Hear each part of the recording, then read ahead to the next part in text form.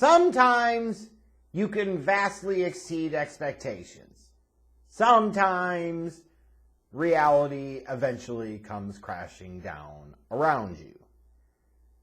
And for the Arizona Cardinals in 2021, to me it was certainly a situation of the latter.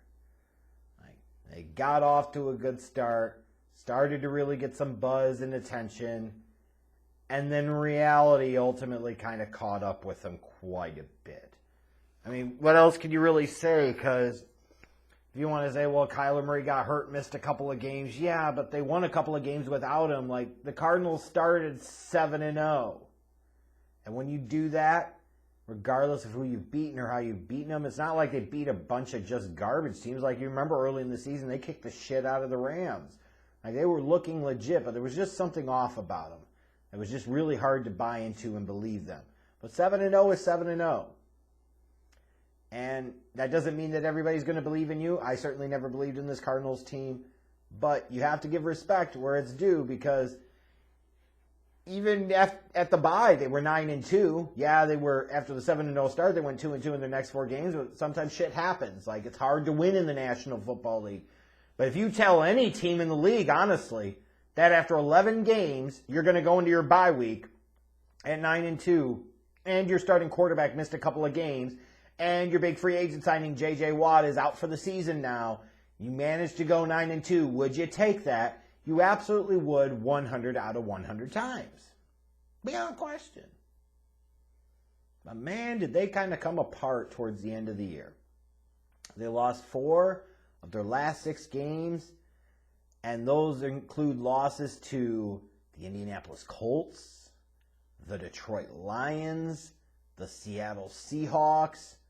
Like, none of those were playoff teams. It'd been one thing if the last few weeks of the season you had to play the Cowboys, the Rams, the 49ers, the Buccaneers, the Packers, and you'd be like, okay, you know what? You played some of the best teams in the conference. That's a tough stretch of schedule. You're going to probably not do so well there. But you're losing to the Lions, for Christ's sakes. They've got the 2nd overall pick in the draft. The Seahawks would have had a top 10 pick if it wasn't the pick that they traded away for Jamal Williams. And now they got the 9th pick because they got Denver Broncos first rounder in the Russell Wilson deal.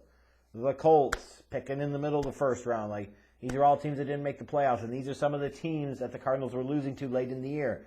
So even with that 7-0 start, 9-2 at the bye, they limped into the playoffs at 11-6, and they got handled really easily by the Rams in the wild card round, 34-11, to the surprise, I think, of absolutely very few of any of you.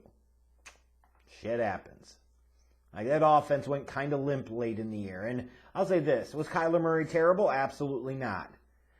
Did I see him really go through the season and progress and grow like he needed to in year 3? No, I didn't. That doesn't help when you only get 10 games from DeAndre Hopkins, and the offensive line's run blocking was suspect to bad pretty much all year. But you're supposed to be the dynamic face of the franchise. You're supposed to be the guy, and you're missing a couple of games due to injury. And just at key moments and spots, Kyler Murray did not look that good. He had other moments he looked great, especially early in the season. But man, oh man, in some of these spots, he looked really, really bad.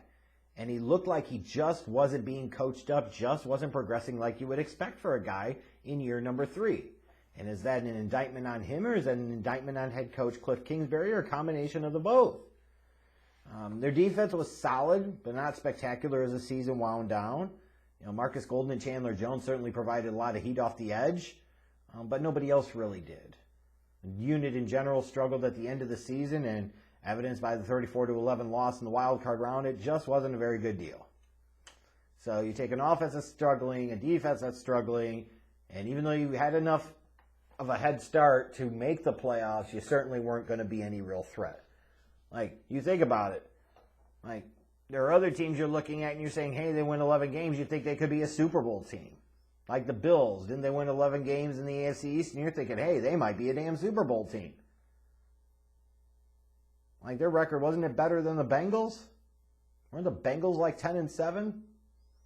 Point I'm getting at is that sometimes, man, some of these teams, they get this record in the regular season, but it's not a reflection of, like, how good they really are, if that makes any sense. And now you've got the offseason question, what the hell's going on with Kyler Murray? Scrubbing all the Cardinals references from his social media. Is this a contract play? Certainly, especially when the agent sends out the letter in all caps. Of course they want to get fucking paid.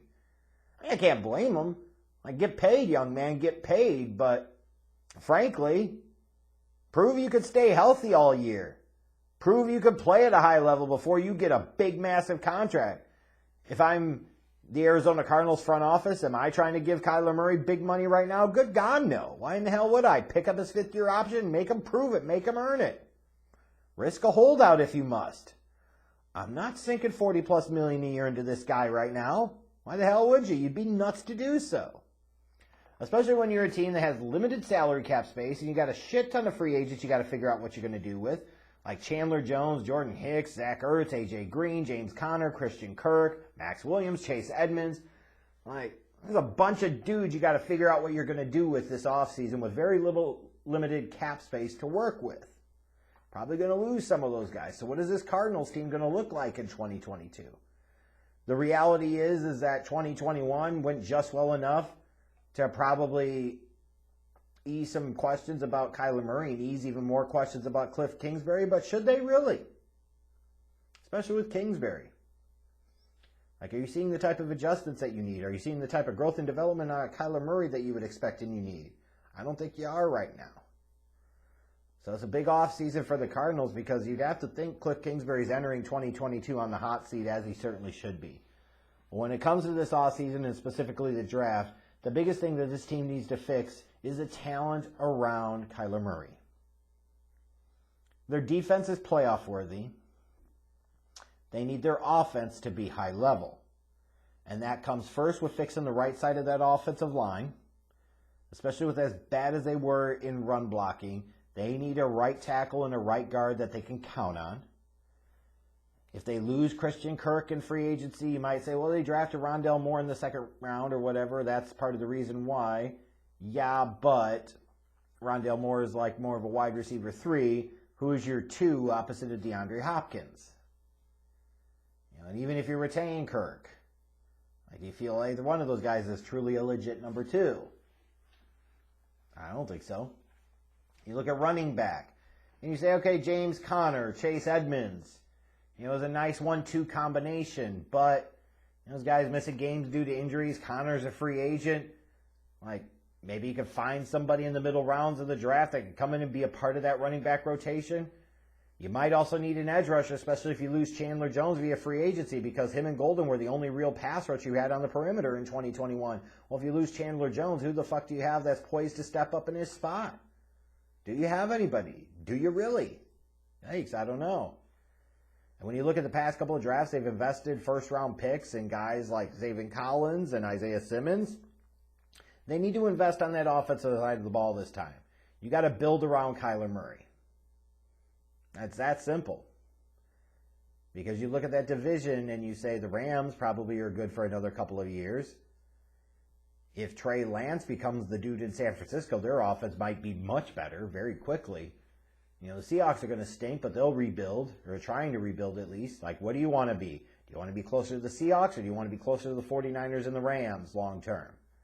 If you want to be closer to, bang with them and potentially beat them, then you got to beef up that offensive line and beef up the skill talent around Kyler Murray in 2022.